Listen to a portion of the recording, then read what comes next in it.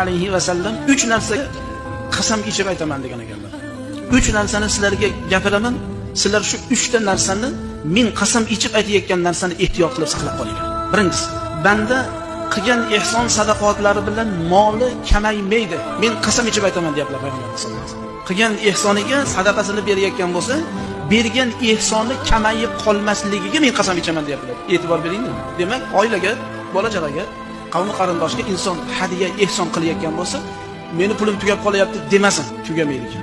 Ikkinchisi, bir bandaga birov zulm qilgan bo'lsa, zulm qilingan bo'lsa bandaga, shu qilayotgan zulmiga banda sabr qiladigan bo'lsa, Alloh jalla va alo sabri tufayli unga azizlikni Alloh ziyoda qiladi. Men bunga qasam ichib aytaman. Birovga yomonlik qilyapti-da. Shu yomonligiga sabr qilyapti. Alloh ko'rib turibdi, Alloh bilib turibdi. Men haqligimni Alloh biladi. Men bunga aytganimni o'zimni oq qila olmayman, o'zimni izhor qila olmayman deb Allohga nima qilyapti?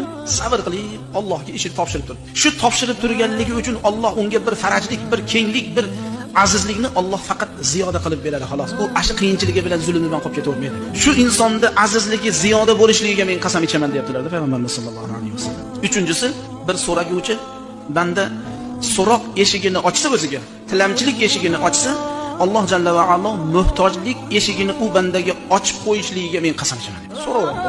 Xudodan so'ramasdan, undan bundan so'raveradi.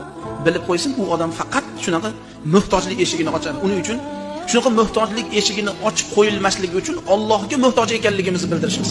Juda bir odamga ta'sirli gap ekan, muhtaram jamoat. Biz